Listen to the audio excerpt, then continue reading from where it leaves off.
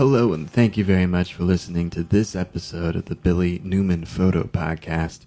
Appreciate you guys checking this one out. It's really nice that a good part of the smoke is cleared up here in the western part of Oregon. I'm pretty happy about that. I think on the last podcast you probably might have heard me talking about the Oregon wildfires and some of the consequences that have arose from those starting up over the Labor Day weekend, or at least I guess really taken off over the Labor Day weekend. Really strange to kind of go through it and experience it. You know, I guess there's been other big fires like that in the past. I'm sure there's a lot of stuff in California that is still going on, and I don't think it's had the kind of rain relief that Oregon has been fortunate to get, at least in some of the northern parts of Oregon. So I think some of that's some good news for the Oregon side. I know that the fires are still going on.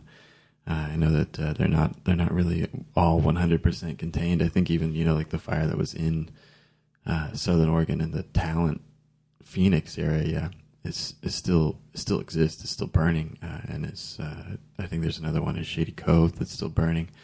I think really like there's a significant amount that's still on fire, but I also think it's in a little bit more of a controlled and contained space now.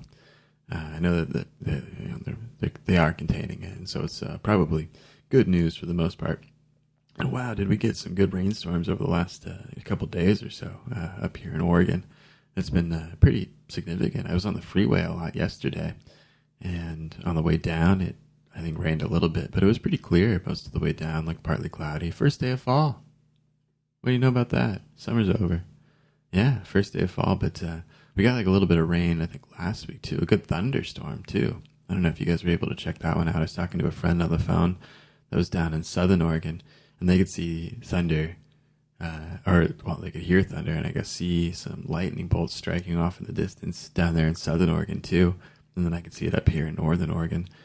So I was kind of surprised, but yeah, a lot of lightning. Heard a lot of thunder rolling right over the town here, and it was pretty significant. It was a lot of sound. I was like, I haven't heard one over town like that probably ever in the 10 years that I've kind of been in the area, or roundabout here and there. So I thought that was pretty cool, getting to see some thunder, some cool lightning and stuff.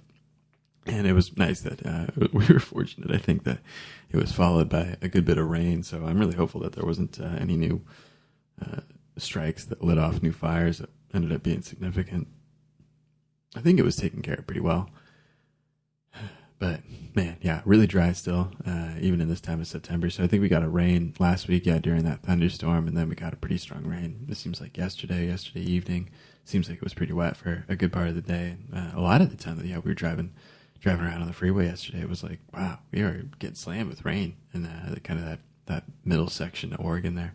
So hopefully that landed up in the Cascades and some spots to put out or help with some of the fires that are coming down. And I know there's also some problems that come about with rain too. A lot of wetness and stuff at some of the locations where things are just kind of unstable. I think it kind of adds another element of instability. But really, right now it's definitely needed to get something coated on the ground, given how dry it's been for the last couple months here. So it's really cool that September's come around, that there's been a little bit of rain, and that we're kind of moving through the season a little bit. It's a nice relief too. It's I know the fires are still burning, but it's really a significant relief to have a good bit of that wildfire smoke pushed off the West Coast here, these West Coast valleys that were west of the Cascades. I was really sucked in for a few days. I was surprised by it. So I'm glad to see it kind of cleared up again. It's kind of nice, and I don't know, man, I couldn't really take any more of the smoke. It was so thick, you couldn't see really across the street. There's like 4 days there. I don't think I left the house. I talked about that before, but man, it was just like, oh man, way too much. So I'm really glad to have a change in the weather, and I think we're actually supposed to get another heat wave next week. So I hope that kind of goes mellow for us. I know they're talking about that as a concern in California, where they haven't got the rain that I think we've got, the relief that we've got from the rain. So I think that I think they're bracing for another wave of heat to come through. I think that's probably going to affect us and our weather here in the Oregon area as well, sometime in the first part of October. So I'm hopeful that it kind of stays mellow, but yeah, wow, it's going to be kind of still more interesting curves and stuff to come in 2020. What do you know? I'm hopeful that the fires and stuff in Oregon have kind of tamped down a little bit, and that we're not going to see a significant amount of, I don't know, fire damage or new fire problems to arise. And I think there's still people I'm certain that there's still people in zones that are restricted from returning back to their homes, even if they weren't burned, but they were in like maybe a burn area or near a burn area. I think that they're still in like an area that was evacuated. And if it's a red zone or maybe still a yellow zone, I'm not sure. But I think if it's in an evacuated area, you're not allowed to return to your house yet. So you're still just evacuated somewhere, which would be very strange. It'd be really strange to just be out, somewhere away from your house. So I feel really bad for all those people and how kind of upside down that must feel this month. And yeah, I don't recall a time that it's affected so many like smaller communities like that all at one time. I mean, just like up and down the I-5 corridor or up and down the western side of the Cascade Range, there was just problems throughout it. So it's wild. I've never heard of anything like that before. But I was saying, it's the first day of fall, or it's just been the first day of fall a couple days ago. So I think we've just passed our, the autumnal equinox, which is pretty cool. Autumnal equinox. I think it was the 22nd this year. We had equal time of day and night as we kind of move in toward the winter, and as we kind of move in toward the winter solstice coming up late December this year. But moved past the equinox here in fall now, or I guess from summer to fall. So now we're in autumn. And I think, like the quarter point or like the halfway point between now and the solstice is, I think, was it like maybe November 10th or so? Sometime around that. It's like early November. I think it was also kind of part of why Halloween was placed at the date it was. There's some kind of screwy things that have happened with the calendar in the past. If you want to hear about that, listen to the Night Sky podcast, another one that I've worked on a bunch in the past. Or probably maybe some older episodes of this one. It's probably in this feed, too, somewhere back there.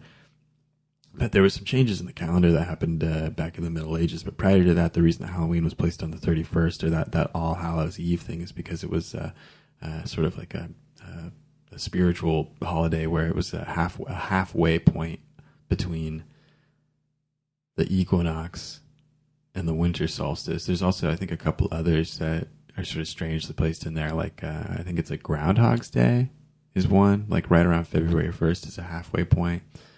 I think that May Day is another one. May Day. And then was it Lammas Day?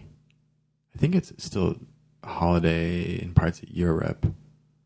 Or it's, I don't know, on the calendar or something. But I think that's August 1st.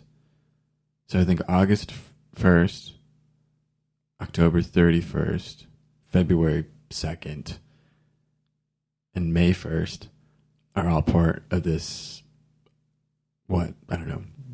middle holiday section between, or, for however it worked, it was the middle point between the equinox and the solstice as placed between each of those seasons.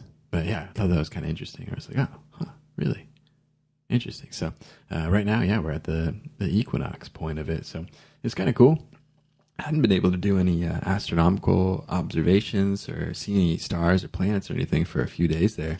Certainly while the smoke was really heavy. So, I mean, I think just a couple days ago was like the first time I'd been able to see a star in, it would seem like 2 weeks or something, right? So I was able to spot a couple of things out there, which were pretty cool. I think I talked a little bit about Jupiter and Saturn that are out to the south of us at night, kind of, I don't know, the 8 o'clock, 9 o'clock range, just kind of right in the nighttime there. Well, actually, now that it's getting dark earlier, I think now that we're right after the equinox, we should be getting dark around like 7:15, 7 o'clock or so. It's kind of getting like pretty dim out there. But by 8 o'clock, certainly you're able to see a pretty dark sky. And I think you're able to spot Venus and Jupiter really easily to the south while you're here in the north. Well, I guess probably just about everywhere, but up here in the northern hemisphere, you're able to look out to the south and spot the bright spots. I think the brightest spot, right, is Jupiter, and I think it's still up in what would be Sagittarius. And then a little bit to the left of the brighter Jupiter is Saturn.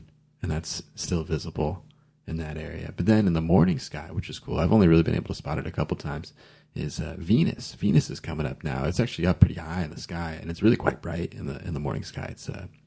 It's always really stunning in the morning and in the evening too when it's near a bright or it's near its like brightest point. It's like, wow, man, you can really see that planet. Wow. So it's always really fun to see. But I think if you're up at like 3:30, 4 a.m., yeah, it's still dark for a few hours. So yeah, probably like 4 a.m. It should be up, and you should be able to see it for a few hours. But yeah, if you're up around like 4:30 or 5, you'll be able to see it kind of high in the sky above maybe some of like the murkier cloud cover that you would have on the horizon, or smog layer or whatever it is on the horizon line.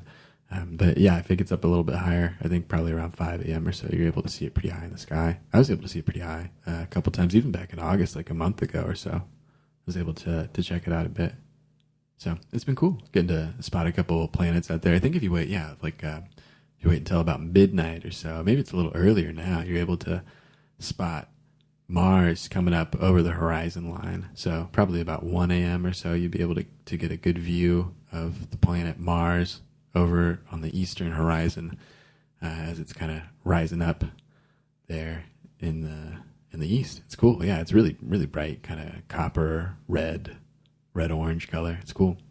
I think that's most of the planets that are popping up right now, or at least most of the stuff that I've gotten to check out in the last couple of days. But I just got up early a couple of days ago and was able to spot Venus out the window, and I've kind of been keeping an eye on it as it's been moving around.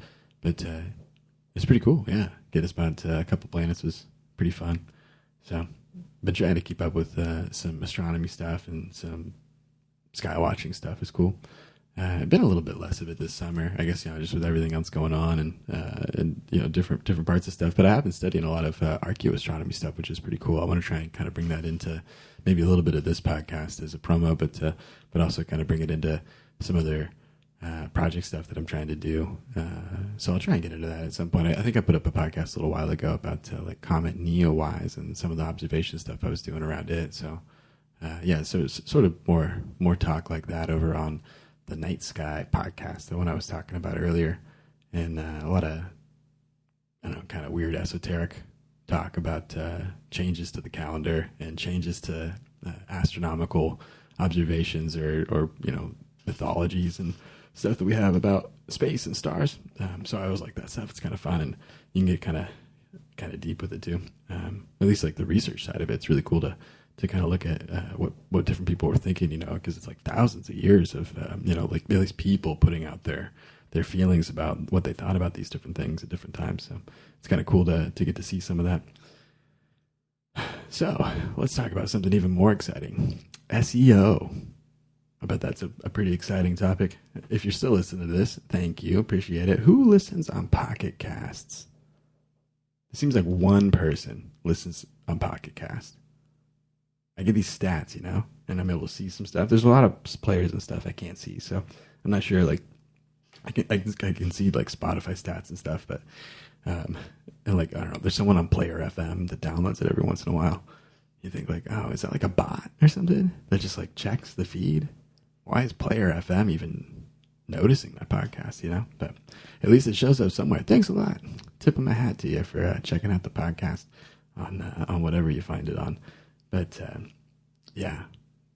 speaking of how you find things on the internet, what's more exciting than talking about SEO? I've been working on, keep it short, I've been working on SEO on my website and trying to kind of figure it out a little bit. But really, like, kind of once you figure out, I don't know, at least the basic process of what you're supposed to do, like, I've been trying to go through and fill in a bunch of the details that I had left kind of blank in the past, sort of in a rush to populate content on the website. So for a long time, if you had noticed, I'm sure all of you are frequent visitors to the great website, billynewmanphoto.com, but a lot of it for a long time wasn't really maintained well. And so a lot of the posts had been made through some cross-posting mechanism that I had created with an if this, then that command that said, if a new Facebook photo post is made, take that photo and send it out to Twitter and Flickr and a Tumblr page and a 500px photo page and your website and your WordPress page, right?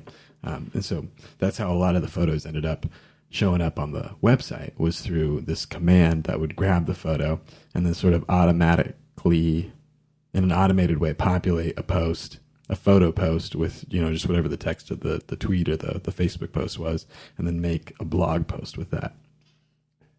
What was not included in that post was anything that would be search engine optimization information. So there was no alt tag, there was no title to the photo, or it was an automated title that was like a weird hash of numbers and text and stuff that would have come from Facebook, I suppose. So it was just kind of like weird changes that would have happened, and they were kind of stripped down. So yeah, the alt tags weren't there. There was no description. There was no links in the post or body text of the blog post. So there's really nothing like for anything to index or populate. So what I've been trying to do is go back through all those posts. It's probably around 1,500 posts or so. I think what it says on my site is that there's something like 1,600 posts or something on it. So I've done about 800 of them so far. And it's really pretty rudimentary stuff that I've been changing. It's probably, I'm sure there's grades of it that you could do, and I could probably do a better job of filling out the information to be more accurate or more bespoke, or to fit into a certain SEO topic a little better. But as it goes, for the most part, I've just been kind of trying to take the different pieces and then fill them out a little bit more, so that at least in some way they are populated with something that's kind of cogent and cohesive, like that makes some sort of sense that I'm putting together. So trying to do that, do some search engine optimization. So I've been adding a bunch of alt tags to my photographs that are old blog posts, and blocks of like links and different paragraph text that are supposed to kind of explain some different things about it. A lot of that is that's sort of the fuzzy stuff. For all these old posts, I'm trying to go through and just add like some kind of basic sort of standard text pieces of like, there's this about me, there's this about my gear, there's this about stuff that you can find out about different places or something. So I just kind of put together this little like notes list, and then I've been going through and then trying to run a couple little commands, or I have this little like process. So I do these 3 steps, and then you kind of like make these couple changes to each post, and then you move on to the next one.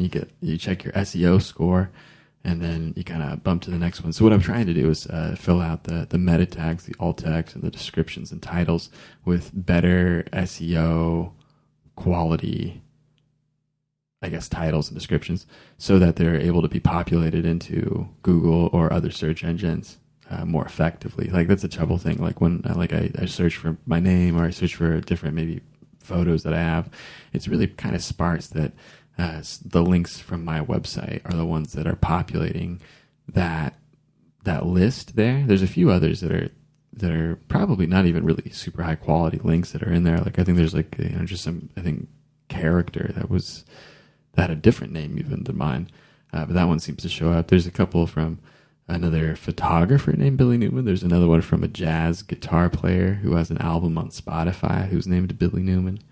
And so there's just a couple funny ones that seem to, there's a guy who was on the grassy knoll. That guy was named Billy Newman. It's weird things when you find it, you Google your name, or you look at the Google image search of your name or your business or something. You're like, who's that? What do they do? Weird.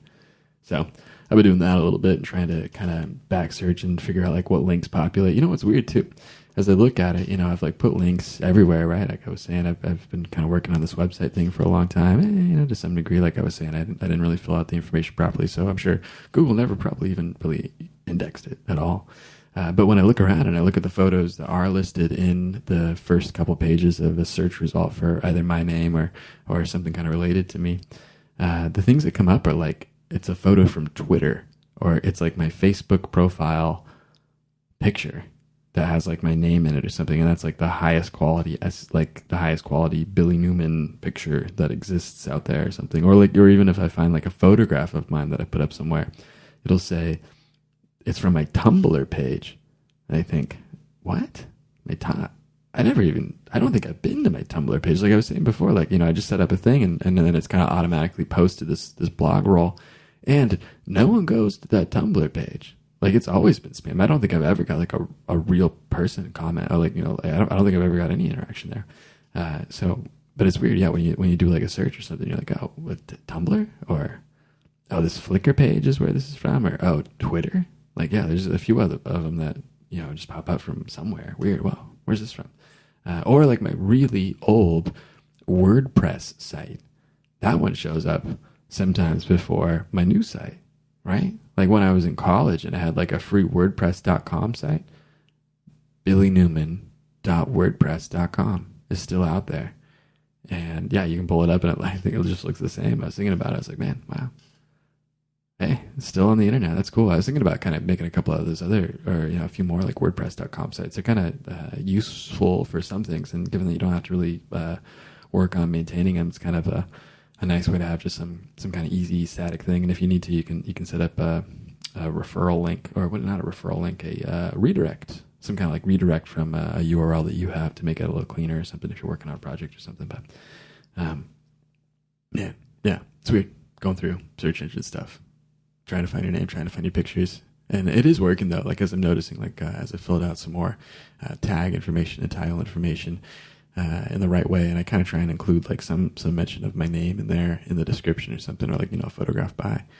So that I know that's kind of a trick that I had heard from some photographers in the past that were working on some images and publishing them. Is one of the things that they said is like one of the most important things you can do to be found, or at least to be followed up with if a photograph of yours is found, is to include some kind of like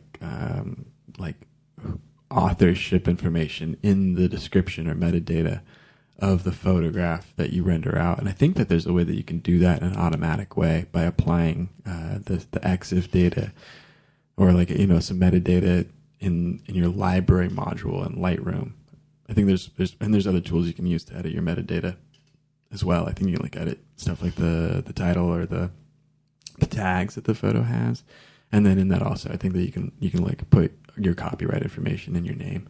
And I have seen photographs like that before, where like you download like a wallpaper image or something, but then if you check out the EXIF data on the site, it's really quite populated with a lot of information, a lot of different pieces, including their name and different tags about what the photo is about and stuff. So when it is put together in a better way, I guess it makes it easier, or just much simpler to find out like, oh well, like I like this photograph, who's this photograph by, and then it says right there within it. You don't really have to go search anywhere else, or at least you're immediately kind of in contact with the contact, or with the information for that person. So that is cool and can be a good thing. And I hadn't really done it before, so I'm trying to go through and do that with all these past photographs and figure those out. And then at the same time, I'm trying to do a bunch of edits on a bunch of photographs that I haven't really put up a bunch of new stuff in the last couple of years. So I'm trying to go through a bunch of that stuff and some older stuff too. That's kind of cool. And I'm trying to kind of tune it up a little bit in the editing and get them kind of print ready is sort of what I'm trying to do for some stuff. But also some of it's just fun. I'm trying to populate and edit up some old photographs, or I'm trying to kind of get into some black and white stuff a little bit more too, which is cool. But I'm going through some of these images and trying to prep up a bunch, and then I'm also trying to write out sort of a format for setting up these, like I'm saying, like some more information about whatever I'm trying to write about in a post that's sort of associated with these photographs that I'm editing. So I've been trying to set that up so that I can schedule them and have them kind of ready to go on the website, which is super exciting. Or, it's just like, wow, man, well, I got to write, or, I got to like sit here and like write out the answers to like these like sets of questions that I've kind of like made for myself, of like how to put together, like, okay, well, like I'm going to try and have this photo, like where was it taken?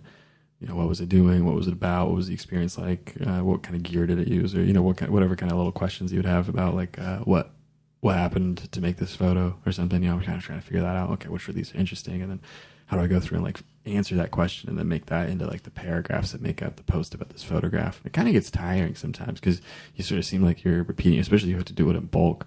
But just to like write about your description of a photo, and you sort of, or at least for myself, like I kind of feel like I get lost a little bit in trying to better describe what is happening in like what do I need to say? I mean, I said like, I used a camera, I held it up, I took a picture, it looked good when I looked at it, and I edited it a little bit.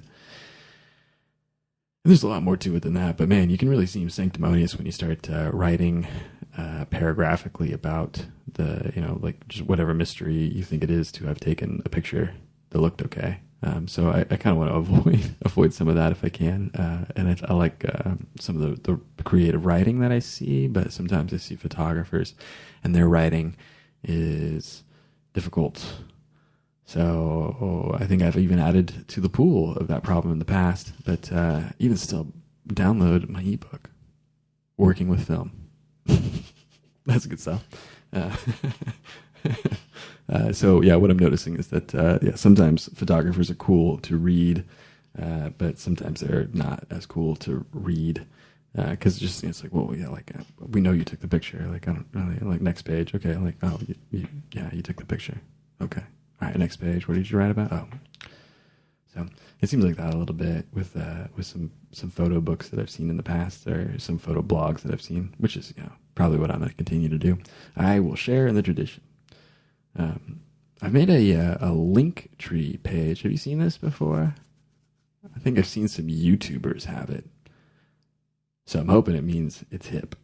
But I think there's a link tree website. I think Instagrammers or something would use it too. I think it was something that became popular, so you could put it as your one bio link in your Instagram profile. And what it was a click or a quick link out to just a super simple sort of landing page that had like a stack of like links. It was just like, a stack page. Why am I over explaining this? It was a stack of links at a website called Linktree, and you'd have a profile there, and you'd make this your bio link in Instagram, and then when you click that link, you would get a stack of, say, a dozen other links to all your other places that you'd want people to go. So you get to expand from just that one link to many links. I think it was sort of the need it was designed to help out with, but it is kind of useful maybe. I don't know. We'll see if, I don't have any traffic going through those places to probably really use that in any way other than just direct through a link. But the Linktree service is kind of cool. I'm going through and trying to put that in some spots so that you can click there and then go to different links. So you can kind of direct link over to an ebook page if you want them to check that out. And then the next one down could be your Instagram page or your Facebook page or your website or your blog on your website or your about page or your new project that you're trying to list or whatever it is. So I was kind of seeing it in some more managed accounts, more managed social media accounts and stuff. So I thought I'd try it out. And at least in the simple way, kind of set up a super easy profile and then just stack up a few of the links that I have. So I think it's Linktree / Billy Newman, probably. It's kind of a weird, it's a weird URL. It's like, I don't know, the dot, it's like linkt.re or something like that. It's kind of like, what's going on? I probably have that wrong, but it's it's kind of a tricky URL, but I'm sure if you Google it or something, but Linktree / Billy Newman, I think should pull my stuff up. It was, whatever. I don't know. You probably find it all on my website too. It's really what my website is. It's just a stack of links that go out to the other services and stuff that I'm trying to populate. So I don't know. It's all been kind of fun, but yeah, this week has been a lot of computer work, a lot of writing stuff, a lot of cutting pears and apples up. Kind of harvest season too. Like I was saying, hey, it's the fall, so before we'd process most of the apples that had come down in the summertime, and then now there's some pears that we got a hold of, and so we're trying to go through those and process them up and then freeze them for the winter. Good times. So it's pretty fun. It's kind of fun. I'm having a good time putting it together. Make some pies and crisps this winter and fall. Be a good time. But thanks a lot for listening to this episode of the Billy Newman Photo Podcast. It's kind of an easy one today, right? Talking about SEO, talking about smoke that used to be here, talking about website posts. Yeah, dedicated listeners. Appreciate it. I think I'm going to wrap up this podcast here. Appreciate you guys checking it out. You're welcome to go to billynewmanphoto.com/support or billynewmanphoto.com/about to find out more of the things that I'm up to, or more of the ways you can support some of the photo work that I'm up to. Looking forward to going out this week. I think I'm taking off here pretty soon and trying to do a couple photo projects through the week. I'm trying to get into some more video stuff. like a couple longer clips of some outdoor areas that I need to grab. So we'll see if I can kind of populate that this week. And there's a couple other things too about some photo job stories I should talk about. I'll try and get into that in the next episode. Much appreciated for checking this one out. You can go, I guess, I don't know, listen to another podcast or something. But thanks a lot. You know the links to go to. Talk to you later. Bye.